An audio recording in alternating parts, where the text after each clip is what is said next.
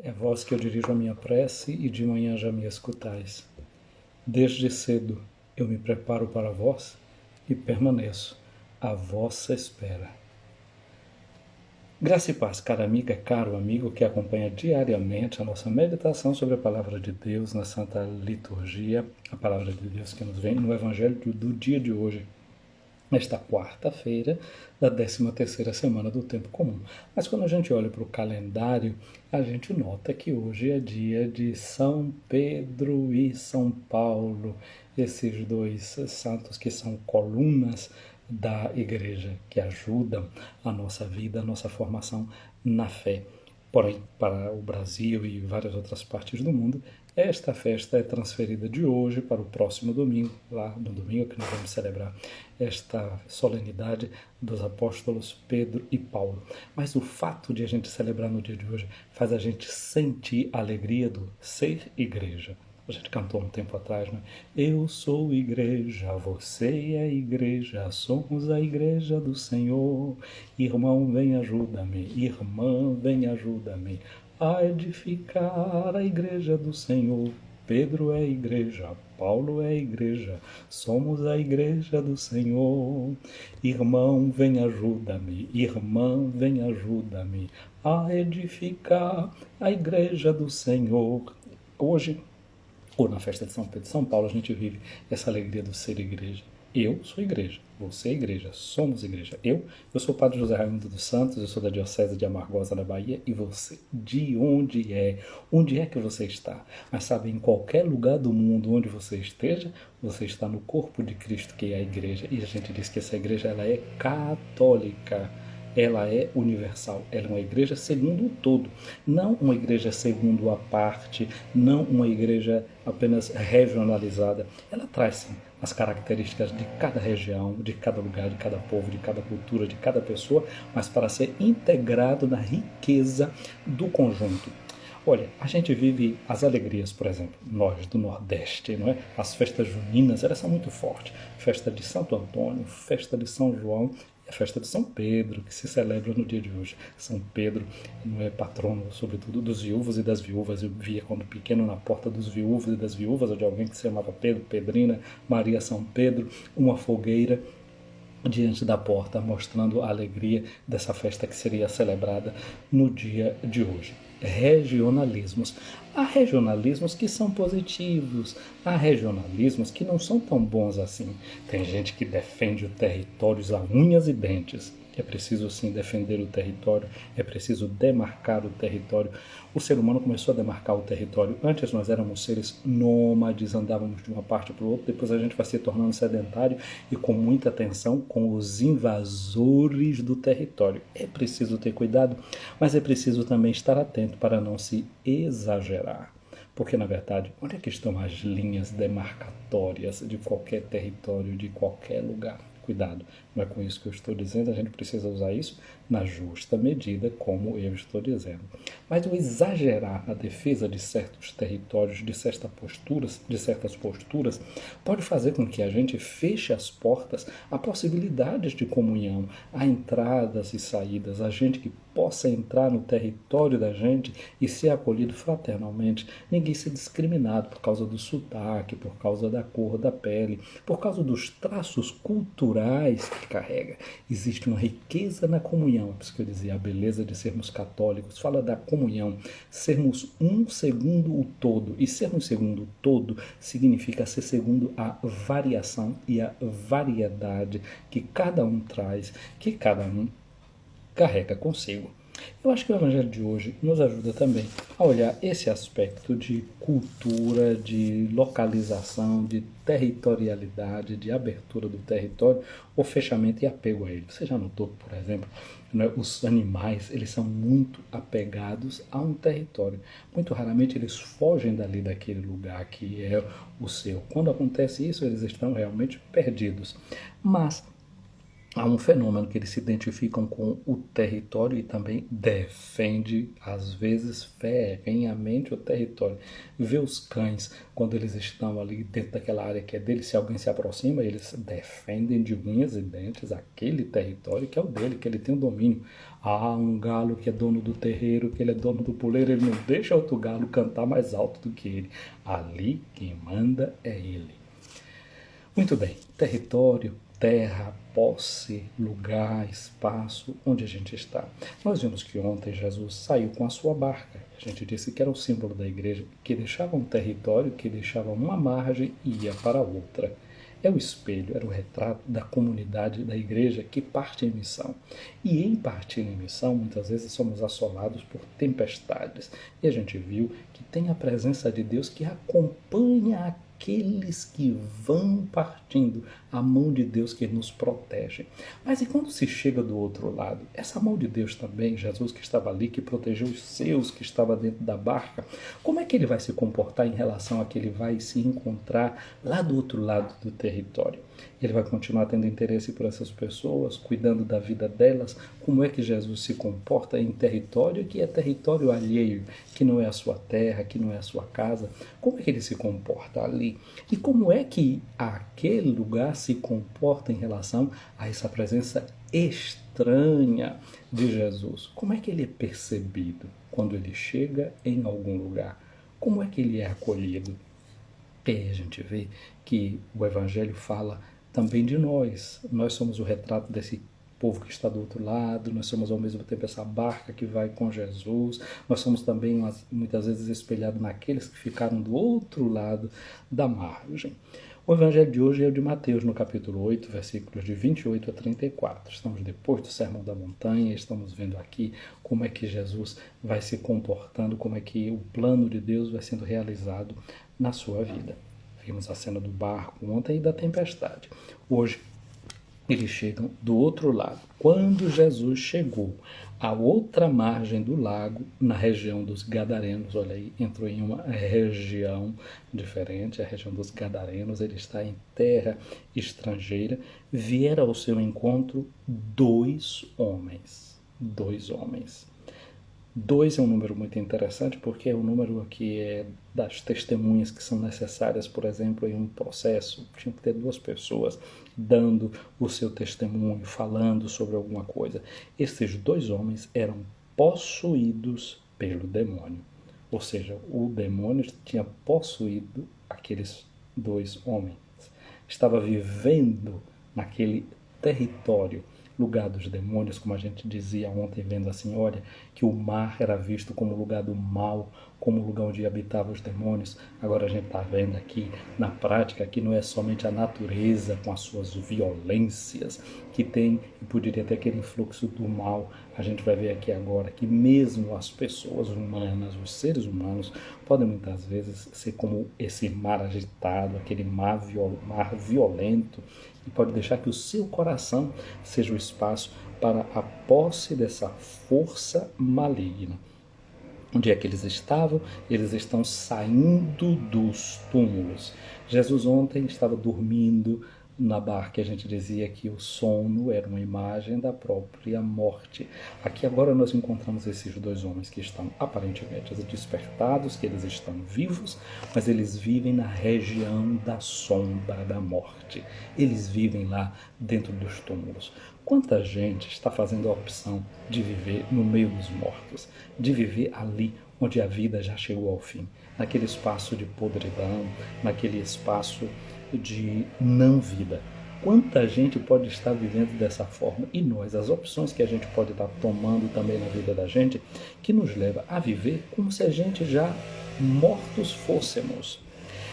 Estes homens, diz o texto do Evangelho, eram violentos, homens violentos.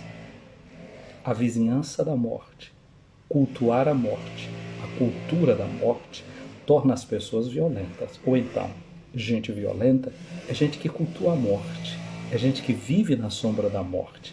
Parece que está vivo, mas não está não. Está possuído por forças que nem eles muitas vezes se dão conta de que forças são essas.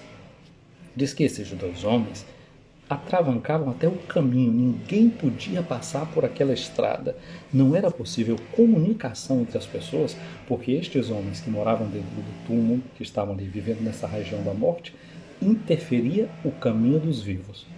Quantas coisas estão interferindo hoje na nossa vida de seres humanos vivos por conta de uma certa cultura da morte, por conta de uma cultura da violência, que está barrando diálogos, formas de aproximação, que está criando isolamentos. Gente que está vivendo, como a gente poderia dizer em palavras de hoje, dentro de uma bolha, na bolha da violência, na bolha da morte. Gente que está aí, nesse mundo nefasto, se nutrindo e convivendo perenemente com o espírito de morte.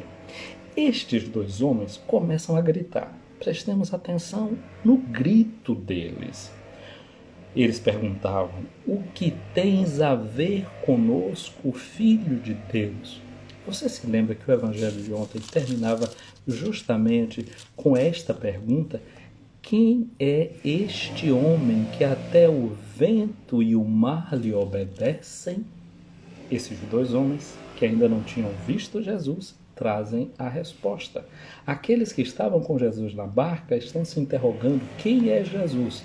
Quem não faz parte da barca já até está sabendo quem ele é, porque a presença de Jesus os ameaçava.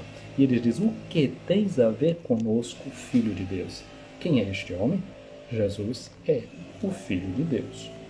Mas não basta saber fazer essa declaração que é própria da fé para dizer que a vida está de acordo com o projeto de Jesus.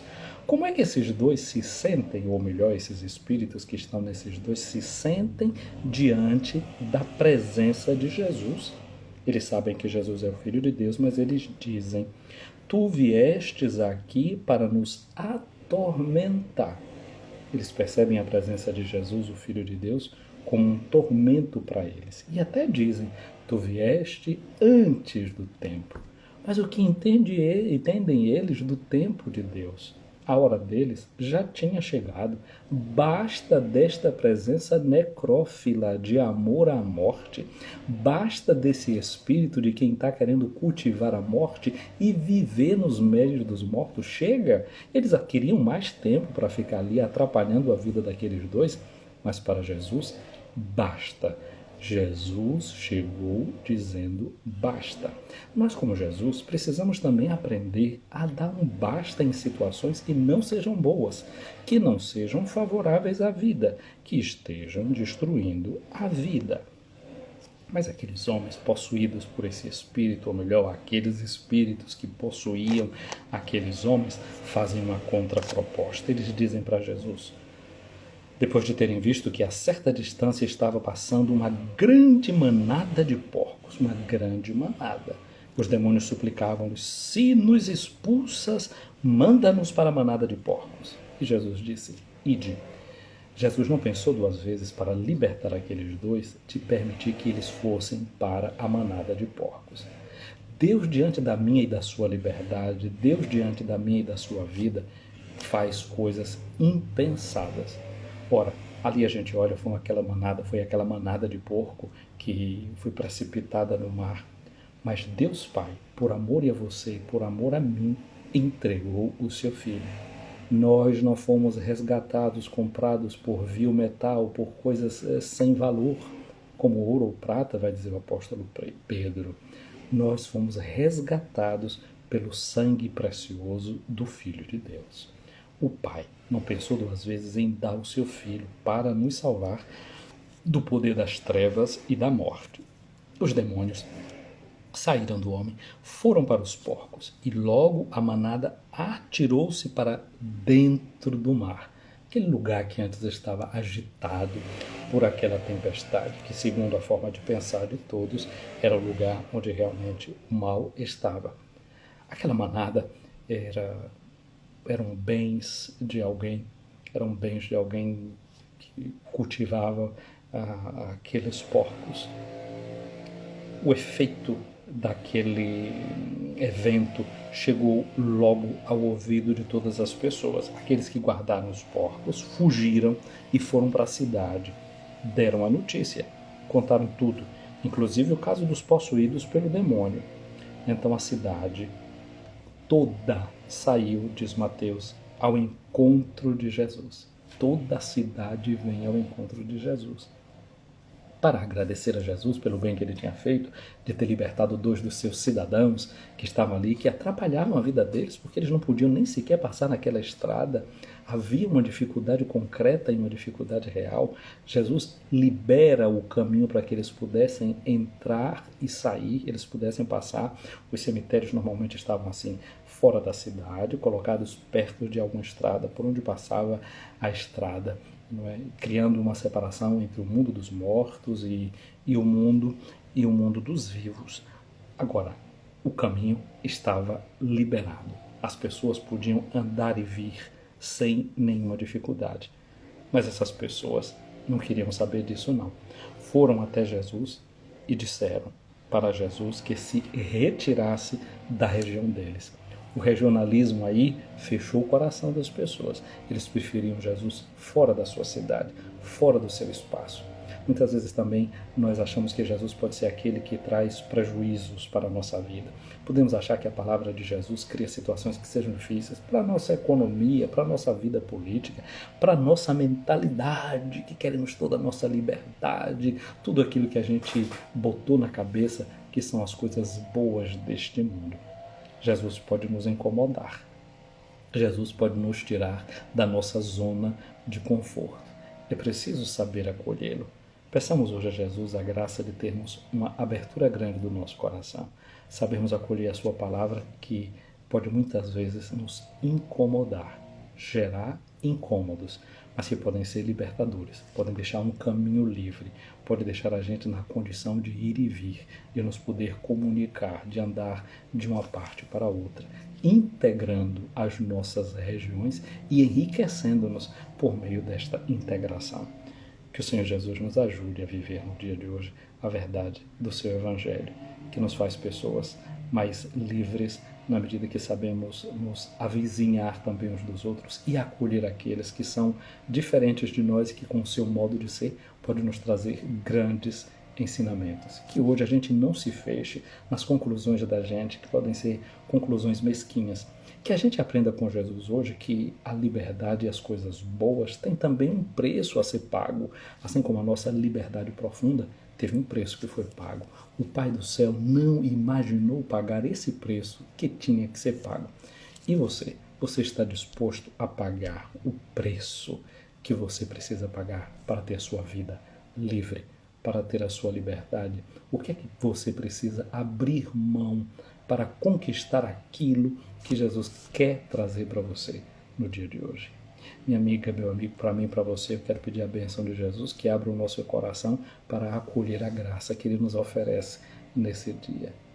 Ouvi, Senhor, a minha oração, chegue até vós o meu clamor. Minha amiga, meu amigo, o Senhor esteja acima de ti para te proteger, à tua frente para te guiar, atrás de ti para te defender, do teu lado para te acompanhar, dentro de ti para te abençoar. Que a bênção de Deus Todo-Poderoso, Pai, Filho e Espírito Santo desça sobre ti, minha amiga, meu amigo, e permaneça para sempre. Amém. Uma quarta-feira abençoada é o que eu desejo para você. E um abraço grande a quem está aqui acompanhando a nossa live no dia de hoje. Quem é que eu tenho aqui já acompanhando a gente? Vamos ver. A Sandra, Esmar de 60, Deus te abençoe. Rose Santos, um abraço, Deus abençoe. Aline Sampaio, também o nosso abraço e Deus te abençoe. Shirley Sena, Deus te abençoe, um abraço. Aguiar 93 também, Deus te abençoe. Paz de Cristo na sua vida. Genilza Lisboa, um abraço para você, Deus abençoe seu dia. Luzi Nunes também, um abraço para você, uma quarta-feira abençoada. Gente querida, como sempre, eu vou salvar aqui a nossa live e você curte, você comenta, você encaminha, salva aí essa live e que ela possa ser difundida, não é, para a gente ir aprendendo a superar os nossos fechamentos limitantes. Um dia abençoado, fiquem com Deus.